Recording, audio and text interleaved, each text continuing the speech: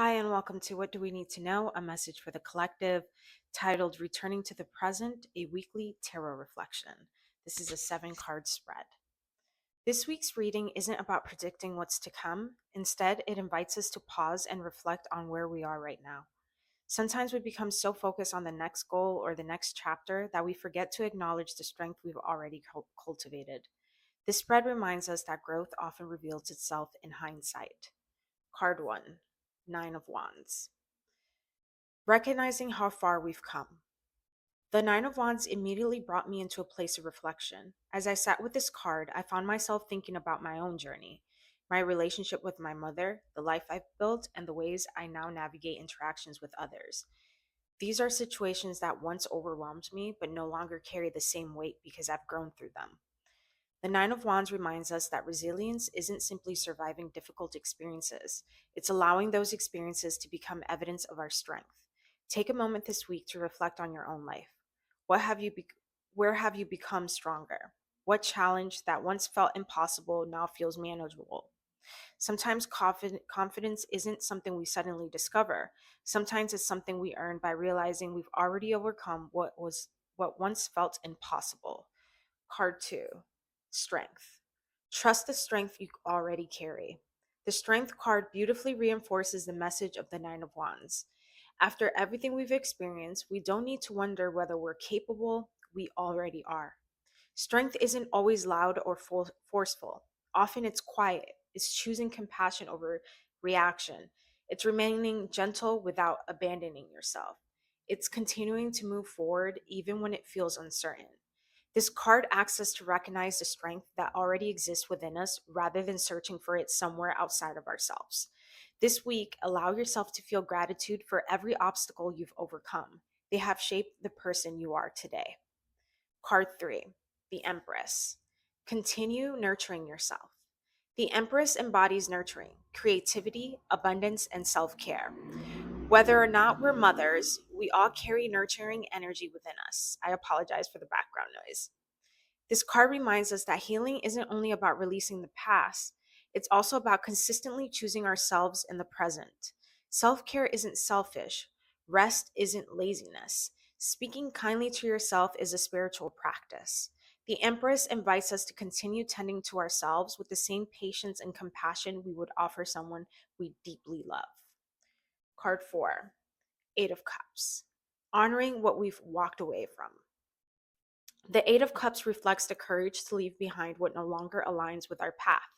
Sometimes the greatest act of self love is walking away from unhealthy relationships, walking away from limiting beliefs, walking away from environments that no longer nourish us. This card doesn't speak of giving up, it speaks of honoring our inner knowing. Many of us have already been practicing this. Even if we haven't fully acknowledged it, we have become more discerning about where we place our energy, and that deserves to be celebrated. Card 5, 5 of Cups, rebuilding confidence from within. This card felt especially personal. Although we've made incredible progress, some of us may struggle with how we see ourselves. Perhaps we've nurtured everyone else while forgetting to nurture our own confidence. Perhaps we've healed emotionally, but still question our beauty, our worth, or whether we're enough. The Five of Cups gently encourages us to shift our attention toward what remains instead of what feels lacking.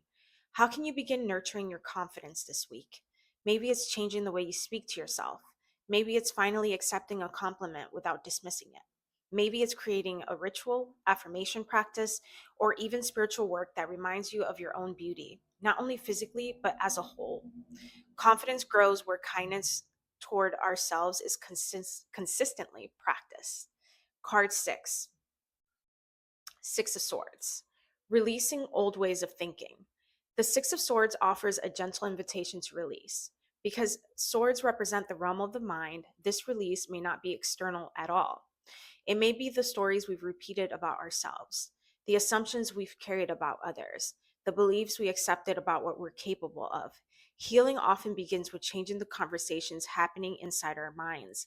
Ask yourself, what thought no longer deserves a permanent home within me? And there's 2 cards in this spread about releasing old ways of thinking, but also feeling because of the Eight of Cups. Card 7, Three of Pentacles. We are not meant to do this alone. The reading concludes with the Three of Pentacles, a beautiful reminder that growth doesn't have to be a solitary journey. There's wisdom in allowing others to support us. Community, friendship, mentorship, shared experiences. Healing deepens when we remember we don't have to carry everything alone. Lean into the people who genuinely celebrate your growth. Allow yourself to receive encouragement just as freely as you offer it to others. This week's reading feels less like a call to action and more like an invitation to acknowledge ourselves, to recognize how much we've already overcome, to continue nurturing ourselves with compassion, to release the thoughts that no longer serves us, and to remember that strength isn't something we're trying to become. It's something we've been cultivating all along. As you move through the week, I invite you to ask yourself, how can I honor the person I've become while continuing to grow into the person I'm meant to be?